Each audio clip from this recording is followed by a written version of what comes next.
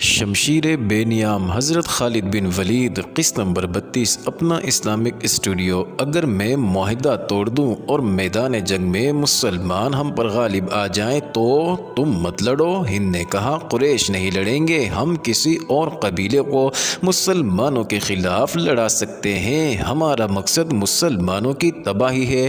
ہم مسلمانوں کے خلاف لڑنے والوں کو درپردہ مدد دے سکتے ہیں۔ قریش کے سوا کون ہے جو مسلمانوں کے خلاف لڑنے کی جرات کرے گا؟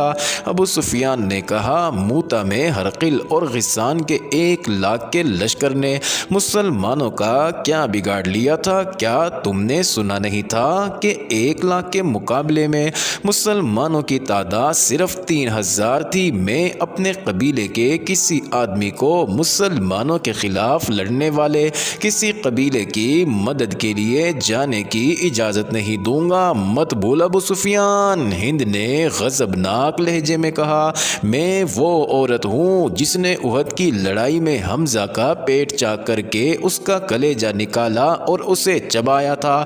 تم میرے خون کو کس طرح ٹھنڈا کر سکتے ہو؟ تم نے حمزہ کا نہیں، اس کی لاش کا پیٹ چاک کیا تھا۔ ابو سفیان نے ہونٹوں پر طنزیہ مسکراہٹ لا کر کہا، مسلمان لاشیں نہیں، اور وہ جو کچھ بھی ہیں، خدا کی قسم میں معاہدہ نہیں توڑوں گا۔ معاہدہ تو میں بھی نہیں توڑوں گی، ہند نے کہا، لیکن مسلمانوں سے انتقام ضرور لوں گی، اور یہ انتقام بھیانک ہوگا۔ قبیلہ قریش میں غیرت والے جنگجو موجود ہیں، آخر تم کرنا کیا چاہتی ہو؟ ابو سفیان نے پوچھا۔ تمہیں جلدی پتہ چل جائے گا، ہند نے کہا۔ ناظرین، مکہ کے گرد و نواح میں بنو خزاعہ اور بنو بکر 2 قبیلے آباد تھے، ان کی آپس میں بڑی پرانی عداوت تھی۔ حدیبیہ میں جب مسلمانوں اور قریش میں صلح ہو گئی اور 10 سال تک عدم جارحیت کا معاہدہ ہو گیا تو یہ دونوں قبیلے اس طرح اس معاہدے کے فریق بن گئے کہ قبیلہ خزاعہ نے مسلمانوں کا اور قبیلہ بنو بکر نے قریش کا اتحادی بننے کا اعلان کر دیا تھا۔ ناظرین، معاہدہ جو تاریخ میں صلح حدیبیہ کے نام سے مشہور ہوا، خزاعہ اور بنو بکر کے لیے یوں فائدہ مند ثابت ہوا کہ دونوں قبیلوں کی آئے دن کی لڑائیاں بند ہو گئی۔ اچانک یوں ہوا کہ بنو بکر نے ایک رات خزاعہ کی ایک بستی پر حملہ کر دیا۔ یہ کوئی بھی نہ جان سکا کہ بنو بکر نے معاہدہ کیوں توڑ دیا ہے۔ ناظرین، ایک روایت ہے کہ اس کے پیچھے ہند کا ہاتھ تھا۔ خزاعہ چونکہ مسلمانوں کے اتحادی تھے، اس لیے ہند نے اس توقع پر خزاعہ پر بنو بکر سے حملہ کرایا تھا کہ خزاعہ مسلمانوں سے مدد مانگیں گے اور مسلمان ان کی مدد کو ضرور آئیں گے، اور وہ جب بنو بکر پر حملہ کریں گے تو قریش مسلمانوں پر حملہ کر دیں گے۔ ایک روایت یہ ہے کہ یہ غسانی عیسائیوں اور یہودیوں کی سازش تھی۔ انہوں نے سوچا تھا کہ قریش اور مسلمانوں کے اتحادیوں کو آپس میں لڑا دیا جائے تو قریش اور مسلمانوں کے درمیان لڑائی ہو جائے گی۔ بنو بکر خزاعہ کے مقابلے میں طاقتور قبیلہ تھا۔ ناظرین، غسانیوں اور یہودیوں نے بنو بکر کی ایک لڑکی اغوا کر کے قبیلہ خزاعہ کی ایک بستی میں پہنچا دی اور بنو بکر کے سرداروں سے کہا کہ بنو خزاعہ ان کی لڑکی کو اغوا کر لائے ہیں۔ بنو بکر نے جاسوسی کی اور پتہ چلا کہ ان کی لڑکی واقعی خزاعہ کی ایک بستی میں ہے۔ ناظرین، ہند نے اپنے خاوند ابو سفیان کو بتائے بغیر قریش کے کچھ آدمی بنو بکر کو دے دیے۔ ان میں قریش کے مشہور سالار اکرمہ اور صفوان بھی تھے۔ چونکہ حملہ رات کو کیا گیا تھا، اس لیے خزاعہ کے 20 آدمی مارے گئے۔ یہ راز ہر کسی کو معلوم ہو گیا کہ بنو بکر کے حملے میں قریش کے آدمی مدد کے لیے گئے تھے۔ ناظرین، خزاعہ کا سردار اپنے ساتھ 2-3 آدمی لے کر مدینہ چلا گیا۔ خزاعہ غیر مسلم قبیلہ تھا۔ ناظرین، خزاعہ کے یہ آدمی حضور علیہ السلام کے پاس پہنچے اور آپ علیہ السلام کو بتایا کہ بنو بکر نے قریش کی پشت پناہی سے حملہ کیا اور قریش کے کچھ جنگجو بھی اس حملے میں شریک تھے۔ ناظرین، خزاعہ کے ایلچی نے حضور علیہ السلام کو بتایا کہ اکرمہ اور صفوان بھی اس حملے میں شامل تھے۔ رسول اکرم علیہ السلام السلام جلال میں آ گئے۔ یہ معاہدے کی خلاف ورزی تھی۔ آپ علیہ السلام نے مجاہدین کو تیاری کا حکم دے دیا۔ ناظرین، مورخ لکھتے ہیں کہ رسول اللہ صلی اللہ علیہ وسلم کا رد عمل بڑا ہی شدید تھا۔ اگر معاملہ صرف بنو بکر اور بنو خزاعہ کی آپس میں لڑائی کا ہوتا تو حضور علیہ السلام شاید کچھ اور فیصلہ کرتے، لیکن بنو بکر کے حملے میں قریش کے نامی گرامی سالار اکرمہ اور صفوان بھی شامل تھے۔ اس لیے آپ علیہ السلام نے فرمایا کہ معاہدے کی خلاف ورزی کی ذمہ داری اہل قریش پر عائد ہوتی ہے۔ ابو سفیان نے صلح حدیبیہ کی خلاف ورزی کی ہے۔ مدینہ کی گلیوں اور گھروں میں آوازیں سنائی دینے لگی، رسول اللہ صلی اللہ علیہ وسلم کے حکم پر ہم مکہ کی اینٹ سے اینٹ بجا دیں گے، اب قریش کو ہم اپنے قدموں میں بٹھا کر دم لیں گے۔ رسول اللہ صلی اللہ علیہ وسلم نے مکہ پر حملے کی تیاری کا حکم دے دیا۔ ناظرین، ابو سفیان کو اتنا ہی پتہ چلا تھا کہ بنو بکر نے خزاعہ پر شب خون کی طرز کا حملہ کیا ہے اور خزاعہ کے کچھ آدمی مارے گئے ہیں۔ اسے یاد آیا کہ اکرمہ اور صفوان صبح سویرے گھوڑوں پر سوار کہیں سے آ رہے تھے۔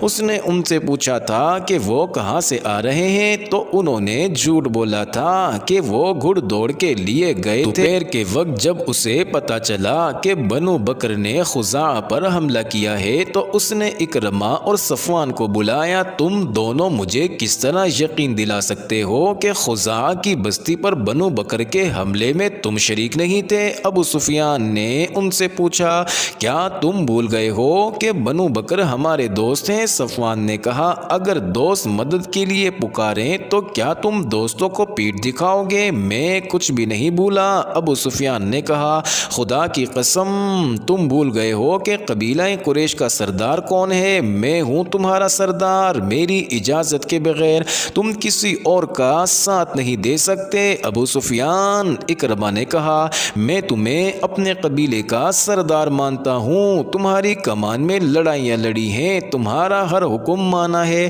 لیکن ہم دیکھ رہے ہیں کہ تم قبیلے کے وقار کو مجروح کرتے چلے جا رہے ہو۔ تم نے اپنے دل پر مدینہ والوں کا خوف طاری کر لیا ہے۔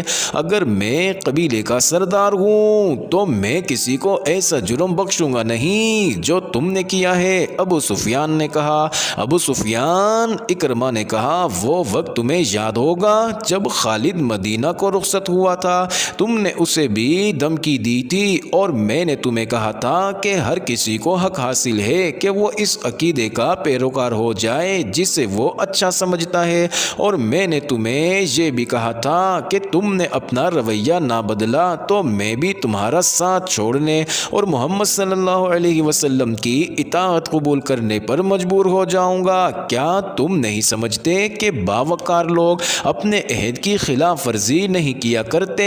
ابو سفیان نے کہا، تم نے بنو بکر کا ساتھ دے کر اور مسلمانوں کے اتحادی قبیلے پر حملہ کر کے اپنے قبیلے کا وقار تباہ کر دیا ہے۔ اگر تم یہ سوچ رہے ہو کہ محمد علیہ السلام نے مکہ پر حملہ کر دیا تو تم حملہ پسپا کر دو گے تو تم خوش فہمی میں مبتلا ہو۔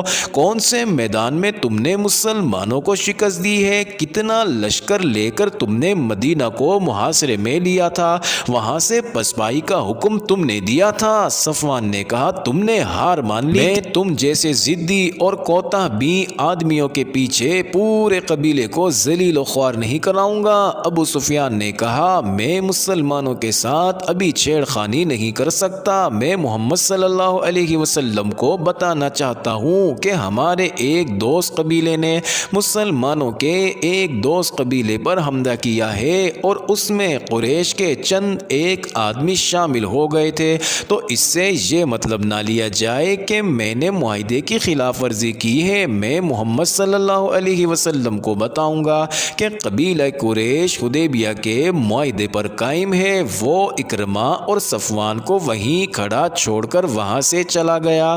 ناظرین، ابو سفیان اسی روز مدینہ کو روانہ ہو گیا۔ اہل مکہ حیران تھے کہ ابو سفیان اپنے دشمن کے پاس چلا گیا ہے۔ اس کے خلاف آوازیں اٹھنے لگیں۔ اس کی بیوی ہند پھنکارتی پھر رہی تھی۔ مدینہ پہنچ کر ابو سفیان نے جس دروازے پر دستک دی۔ وہ اس کی اپنی بیٹی حضرت سیدہ ام حبیبہ کا گھر تھا۔ دروازہ کھلا، بیٹی نے اپنے باپ کو دیکھا تو بیٹی کے چہرے پر مسرت کی بجائے بے رخی کا تاثر آ گیا۔ بیٹی اسلام قبول کر چکی تھی اور باپ اسلام کا دشمن تھا۔ کیا باپ اپنی بیٹی کے گھر میں داخل نہیں ہو سکتا؟ ابو سفیان نے ام حبیبہ سے پوچھا۔ اگر باپ وہ سچا مذہب قبول کر لے جو اس کی بیٹی نے قبول کیا ہے تو بیٹی باپ کی راہ میں آنکھیں بچھائے گی۔ ام حبیبہ نے کہا، بیٹی، ابو سفیان نے کہا، میں پریشانی کے عالم میں آیا ہوں، میں دوستی کا پیغام لے کر آیا ہوں، بیٹی کیا کر سکتی ہے؟ ام حبیبہ نے کہا، آپ رسول خدا صلی اللہ علیہ وسلم کے پاس جائیں۔ بیٹی کی اس بے رخی پر ابو سفیان سٹپٹا اٹھا۔ وہ رسول کریم علیہ السلام کے گھر کی طرف چل پڑا۔ راستے میں اس نے وہ شناسا چہرے دیکھے جو کبھی اہل قریش کہلاتے اور اسے اپنا سردار مانتے تھے، اب اس سے بیگانے ہو گئے تھے۔ وہ اسے چپ چاپ دیکھ رہے تھے۔ وہ ان کا دشمن تھا، اس نے ان کے خلاف لڑائیاں لڑی تھی۔ احد کی جنگ میں ابو سفیان کی بیوی ہند نے مسلمانوں کی لاشوں کے پیٹ چاک کیے اور ان کے کان اور ناکیں کاٹ کر ان کا ہار بنایا اور اپنے گلے میں ڈالا تھا۔ ناظرین، ابو سفیان اہل مدینہ کی گھورتی ہوئی نظروں سے گزرتا رسول کریم علیہ السلام کے ہاں جا پہنچا۔ اس نے ہاتھ بڑھایا، رسول کریم علیہ السلام نے مصافحہ کیا، لیکن آپ علیہ السلام کی بے رخی نمایاں تھی۔ رسول کریم علیہ السلام کو اطلاع مل چکی تھی کہ بنو بکر نے اہل قریش کی مدد سے خزاعہ پر حملہ کیا ہے۔ آپ علیہ السلام اہل قریش کو فریب کار سمجھ رہے تھے۔ ایسے دشمن کا آپ علیہ السلام کے پاس ایک ہی علاج تھا کہ فوج کشی کرو تاکہ وہ یہ نہ سمجھیں کہ ہم کمزور ہیں۔ ہم ان کے ساتھ ایسا سلوک نہیں کیا کرتے کہ اس کی بات بھی نہ سنیں۔ میں دوستی کا پیغام لے کر آیا ہوں۔ اگر محمد صلی اللہ علیہ وسلم نے جو اللہ کے رسول ہیں تمہاری بات نہیں سنی تو ہم تمہاری کسی بات کا جواب نہیں دے سکتے۔ ابو بکر نے کہا، ہم اس مہمان کی بات سنا کرتے ہیں جو ہماری بات سنتا ہے۔ ابو سفیان، کیا تم نے محمد علیہ السلام کی بات سنی ہے کہ وہ اللہ کا بھیجا ہوا رسول ہے؟ کیا تم نے اللہ کے رسول کی یہ بات نہیں سنی تھی کہ اللہ ایک ہے اور اس کے سوا کوئی معبود نہیں؟ سنی تھی تو تم رسول کے دشمن کیوں ہو گئے تھے؟ کیا تم میری کوئی مدد نہیں کرو گے ابو بکر؟ ابو سفیان نے التجا کی۔ نہیں، ابو بکر نے کہا، ہم اپنے رسول کے حکم کے پابند ہیں۔ ابو سفیان مایوسی کے عالم میں سر جھکائے ہوئے چلا گیا اور کسی سے حضرت عمر کا گھر پوچھ کر ان کے سامنے جا بیٹھا۔ معزز ناظرین، یہ انٹرسٹنگ ویڈیو جاری ہے، اگلی ویڈیو قسط نمبر 33 میں دیکھنا مت بھولیے گا۔